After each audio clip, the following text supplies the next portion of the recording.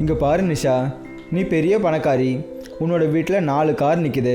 இருந்தாலும் நீ என்ன மாதிரி ஒரு மிடில் கிளாஸ் பையன் கூடவே இருக்கியே. என்னோட செகண்ட் ஹேண்ட் பைக்கில் சுற்றிட்டு இருக்க. அப்புறம் உன்னோட பணக்காரத்தனத்தை நீ எப்போவுமே காட்டினதே இல்லையே. ஏன் எல்லாருக்கும் இந்த சொத்து மேலே இவ்வளோ ஆசையோ தெரியல. எனக்கு சின்ன சின்ன சந்தோஷத்தில் தான் நிம்மதியே கிடைக்குது. உன் பைக்கில் இப்படி சுற்றுறது, டீ கடையில் டீ குடிக்கிறது, கையேந்தி பவனில் சாப்பிட்றது, இதில் தான் எனக்கு ரொம்ப சந்தோஷமாக இருக்கு. நீ எல்லாரையும் விட டிஃப்ரெண்ட்டான டார்லிங். அன்னைக்கு ராத்திரியே டான்ஸ் பார்க்கு உள்ளர ரன்வீர் தன்னோட 2 நண்பர்களை கூட்டிக்கிட்டு பார்ட்டிக்கு போயிருந்தான். சரிடா, டான்ஸ்லாம் நிறைய பார்த்தாச்சு. இப்போ நைட்டு என்ன பண்ண போகிறோன்றதை பற்றி யோசி. மேனேஜர்கிட்ட நான் எல்லாத்தையும் பேசிட்டேன், வாங்க போகலாம். இதை கேட்டுட்டு அவங்க 2 பேரும் சந்தோஷமாயிட்டாங்க. அப்புறம் 3 பேரும் அங்கேருந்து எழுந்தாங்க. அப்புறம் வேறு வேறு ரூமுக்கு அவங்க போயிட்டாங்க. அட, இவ எங்கே போயிட்டா? அப்போதான் கதவு திறந்தது. அங்கே ஒரு பொண்ணு வந்தா. அவ தலையில் தங்கத்தில் கிரீடம் இருந்தது, காதில் தங்கத்தில் கம்மல், அப்புறம் அவளுடைய உடம்புல ட்ரெஸ் இருக்க வேண்டிய இடத்துல தங்கம் வெள்ளின்னு நகைகள் அணிஞ்சிருந்தா. அடேங்கப்பா, ஒரு பார் டான்ஸரோட உடம்புல இவ்வளோ விலை உயர்ந்த நகைகளா? நீ சொர்க்கத்தில் இருக்கிற தேவதை மாதிரி இருக்க. ரன்வீர் அந்த பொண்ணோட கையை பிடிச்சி தன் பக்கமாக இழுத்தான். உங்களுக்கு கொடுக்கறதுக்காக நான் ஒரு பரிசு வச்சிருக்கேன், கொஞ்சம் பாருங்களேன். தங்கத்தில் செஞ்ச இவ்வளோ பெரிய ஆணிகளா? இந்த பரிசு ஸ்பெஷலாக உனக்காக செஞ்சது. அந்த பொண்ணோட கண்கள் பயங்கரமாக செவந்து போச்சு. அவ கொஞ்சமும் நேரத்தை கடத்தாம அந்த 2 ஆணியால் ரன்வீரோட கண்களை குத்தினான்.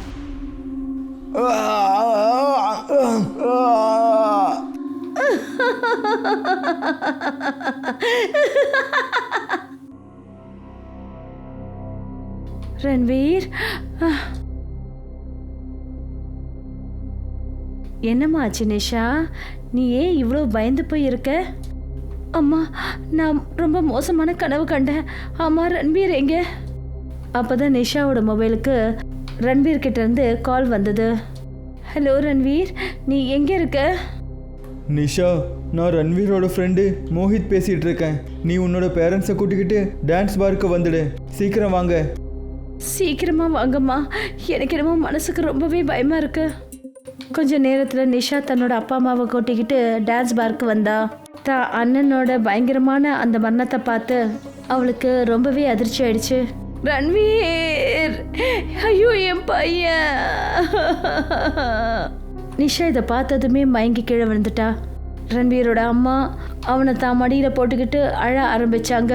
அப்புறம் பல்ராஜோட முகத்தில் ஒரு பயங்கரமான பயம் தெரிஞ்சது. சில நாட்களுக்கு அப்புறமா, நிஷா, நீ இப்போவும் அந்த சம்பவத்திலேருந்து உன்னால் வெளியே வரவே முடியலையா? இன்னும் எவ்வளோ நாளைக்கு தான் இப்படியே இருக்க போகிற? எனக்கு ஒன்றுமே புரிய மாட்டேங்குது. நான் என் கனவுல என்ன பார்த்தேனோ ரன்வீரோட மரணமும் அதே மாதிரி தான் ஏற்பட்டுச்சு. எப்படின்னு தெரியல. மாணவி அவங்களுடைய அறையில் உட்காந்துக்கிட்டு ரன்வீரோட ஃபோட்டோவை பார்த்துக்கிட்டு இருந்தாங்க. திடீர்னு அவங்களுக்கு சலங்க சத்தம் கேட்க ஆரம்பிச்சது. அவங்க தான் அறையை விட்டு வெளியே வந்தாங்க. காரிடோரில் சூழ்ந்திருந்த இருட்டில் அவங்களுக்கு கொஞ்சம் தூரத்தில் அதே பொண்ணு நின்றுட்டு இருந்ததை பார்த்தாங்க. அவளோட உடம்புல அணிஞ்சிருந்த நகைகள் அந்த இருட்டில் மின்னிட்டு இருந்தது. யார் நீ?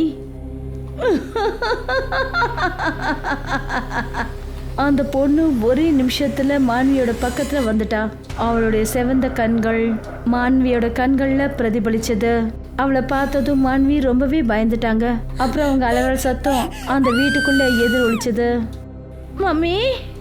மான்வியோட குரலை கேட்டதும் எல்லாரும் ரன்வீரோட அறைக்கு வந்தாங்க. எதிர்க்க இருந்த காட்சி மனசை உருக்குற அளவுக்கு இருந்தது. மான்வியோட பிணம் தரையில இருந்தது. தங்கத்துல ஒரு கூர்மையான கம்பி மான்வியோட காதுக்குள்ள நுழைஞ்சு இன்னொரு காது வழியா வெளியே வந்திருந்தது. மம்மி!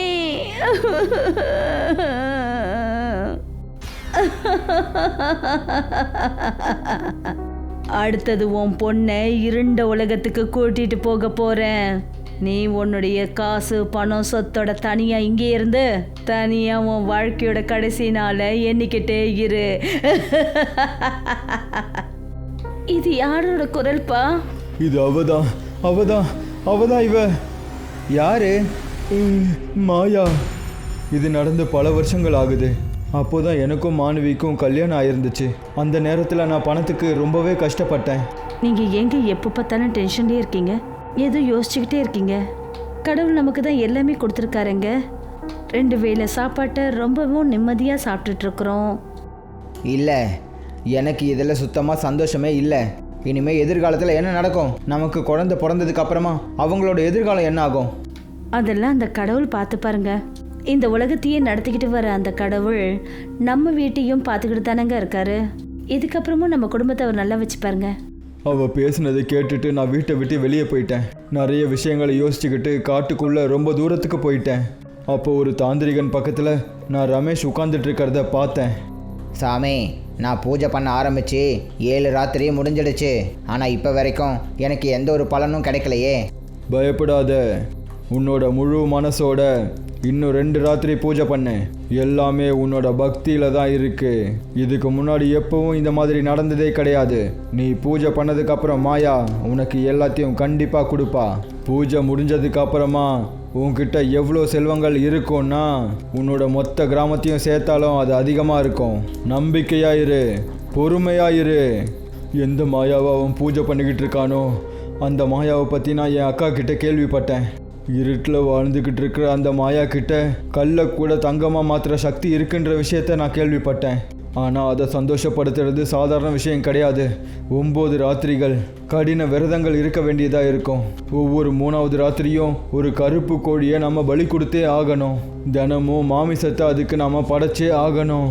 மாயாவை சந்தோஷப்படுத்துறதுக்காக இன்னும் பயங்கரமான விஷயங்களை எல்லாம் செய்ய வேண்டியிருக்கு. அப்புறம் நீங்கள் என்னப்பா செஞ்சீங்க? அவங்கள நீங்கள் வேண்டினீங்களா?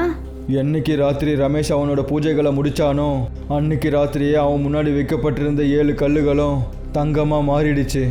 அவன் ரொம்பவே சந்தோஷத்தில் இருந்தான். ஆனால் நான் அப்போ தான் அந்த இடத்துக்கு போனேன். நான் ரமேஷை அங்கேயே கொன்னுட்டேன். அப்புறம் அந்த 7 கல்லுகளையும், அதாவது தங்கமாக மாறி இருந்த கல்லுங்க, நான் அது எல்லாத்தையும் எடுத்துக்கிட்டேன். அதோட காரணத்தால் தான் நான் இவ்வளோ பெரிய பணக்காரனாக இருக்கேன். அப்பா, அடுத்தவங்க செல்வங்களை பறித்து நீங்கள் வசதியானதுனால என்ன பிரயோஜனம்? நான் என்னோட அம்மாவை அப்புறம் என் அண்ணனை இழந்துட்டேன். இப்போ எனக்கு என்ன நடக்கும்னே தெரியலையே. நிஷா, இப்படி தோல்வியை ஒத்துக்காத. அப்புறம் மாமா, நீங்களே சொல்லுங்க, நம்ம நிஷாவை நாம் எப்படி காப்பாற்றுறது?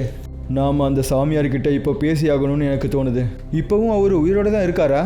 நம்ம போய் பார்க்கலாம். அவரோட ஆசிரமம் எங்கே இருக்குன்னு எனக்கு நல்லாவே தெரியும். மாயாவுக்கு பூஜை பண்ணுறதால மாயா அவளுக்கு பூஜை பண்ணவங்களுக்கு மட்டும்தான் செல்வங்களை கொடுப்பா. அவளோட செல்வங்களை அவங்க மட்டும்தான் பயன்படுத்திக்க முடியும். அவங்க இறந்ததுக்கு அப்புறமா எல்லாமே அழிஞ்சும் போயிடும். ஆனால் நீ மாயாவோட செல்வங்களை ரமேஷ் பயன்படுத்துறதுக்கு அனுமதிக்கலை. அப்புறம் அவனை கொன்னுட்டு அவனோட செல்வங்களை எடுத்துட்ட. அதனால் மாயா அந்த செல்வங்களை உனக்கு விட்டு கொடுக்க மாட்டா.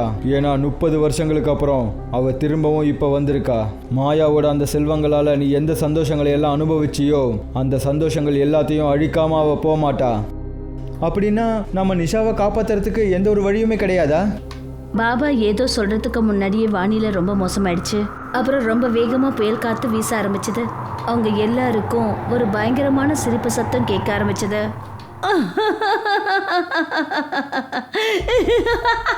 உங்களை யாருமே காப்பாற்ற முடியாது. மாயாதேவி, மாயாதேவி, நான் இவங்களுக்கு உதவிலாம் செய்யலை, எனக்கு எதுவும் தெரியாது. இப்படி சொல்லிட்டு அந்த பாபா அங்கேருந்து ஓடிட்டாரு. இங்கே பாருமா நிஷா, சீக்கிரமாக போய் காரில் உட்காரு. அவங்க 3 பேரும் காரில் ஏறினாங்க. அப்புறம் பல்ராஜ் அவருடைய காரை எடுத்துக்கிட்டு திரும்பி வீட்டுக்கு போனார். அவங்க 3 பேரும் வீட்டுக்கு போனப்ப அங்கே ஒரு வித்தியாசமான அமைதியான சூழல் தெரிஞ்சது. இப்போ நம்ம என்ன பண்ணுறது? நான் எப்படி உன்னை காப்பாற்ற போகிறேன் நிஷா? நீ இங்கேருந்து போயிடு மாதவ். என்ன காப்பாத்துறேன்னு சொல்லி உன்னோட உயிருக்கு ஆபத்து வந்துடக்கூடாது. மாயா அவங்க முன்னாடி வந்துட்டா. உன்னோட எதிர்காலம் முன்னாடி இருக்கு நிஷா. அவ ஒரே இழுவையில் நிஷாவை மாதவ் கிட்ட இருந்து பறிச்சுக்கிட்டா. மாதவ்! சரியா வீட்டுக்கு வெளியில ஒரு உருண்டையான நெருப்பு வளையம் தெரிஞ்சது. அதுக்கு அந்த பக்கம் ஒரே இருட்டா இருந்தது. இப்ப நீ ஏன் கூட அந்த உலகத்துக்கு வரப்போற. கருப்பு உலகத்தோட இருண்ட இடத்துல இருக்க போற. நீ அதே இடத்துல நீ இறந்து போவ. அப்புறம் உன்னோட ஆத்மா அதே இடத்துல அழிஞ்சுக்கிட்டு இருக்கும். மாயா, நான் உன் முன்னாடி கையெடுத்து கும்பிட்டு கேட்டுக்கிறேன். நான் எந்த காரியத்தெல்லாம் பண்ணனோ அது எல்லாத்தையும் என் குடும்பத்துக்காக தான் பண்ணேன். ஆனால் இப்போ என்னோட குடும்பத்தையே என்னால் காப்பாற்ற முடியலை. எனக்கு துணையாக இருக்க என்னோட விலை மதிக்க முடியாத என்னோட பொண்ணும் இப்போ உன்னோட கையில் தானே இருக்கா. நான் இவ்வளோ நிரந்தரமாக இந்த இடத்த விட்டு கூட்டிக்கிட்டு போக போகிறேன். மாயா நிஷாவை தரையில் தள்ளி விட்டா. அப்புறம் அவளோட காலை பிடிச்சு வெளியில் எரிஞ்சிக்கிட்டு இருக்கிற அந்த நெருப்பு வளையத்துக்கிட்ட இழுத்துக்கிட்டு போனா. நிஷா, நானும் உன் கூடவே அங்கே வந்துடுறேன். மாதவ் நிஷாவோட கையை பிடிச்சிக்கிட்டான். ஆனாலும் மாயா அவளை இழுத்துக்கிட்டு வீட்டை விட்டு வெளியே கொண்டு வந்தா. அவளோட மாதவும் வெளியே வரைக்கும் வந்துட்டான். நான் இந்த பொருட்கள் எல்லாத்தையும் அழிக்க போகிறேன். அப்புறம் என்னையும் நானே உனக்கு பலி கொடுக்க போகிறேன். நீ அதை ஏற்றுக்கோ. இப்போ பல்ராஜ் தன்னோட வீட்டுக்குள்ளே போனார். அவர் முதல்ல தன்னோட கிச்சனுக்கு போய் கேஸை ஆன் பண்ணார். இப்போ கேஸ் முழுமையாக அந்த வீட்டுக்குள்ளே பரவ ஆரம்பிச்சுது. அவர் வெளியே வந்தார். அப்புறம் அவர் காருக்குள்ளே உட்காந்து அந்த காரை வீட்டுக்கு கீழே இருக்கிற கராஜில் வச்சாரு. அப்பா ப்ளீஸ் அந்த மாதிரி பண்ணாதீங்க. பல்ராஜ் இப்போ காரை விட்டு வெளியே வந்தார். அவர் ஃபியூல் டேங்கை ஓப்பன் பண்ணார். அப்புறம் வத்தி குச்சியை பற்ற வச்சு அதுக்குள்ளே போட்டுட்டாரு. அப்போ தான் ஒரு வெடி சத்தம் கேட்டுச்சு. கார் பிளாஸ்ட் ஆயிடுச்சு. அந்த பிளாஸ்டோட பல்ராஜோட உடலும் பறந்துச்சு. வீட்டுக்குள்ளே கேஸ் பரவிடுச்சு. அதனால வீட்டுக்குள்ளேயும் நெருப்பு போயிடுச்சு.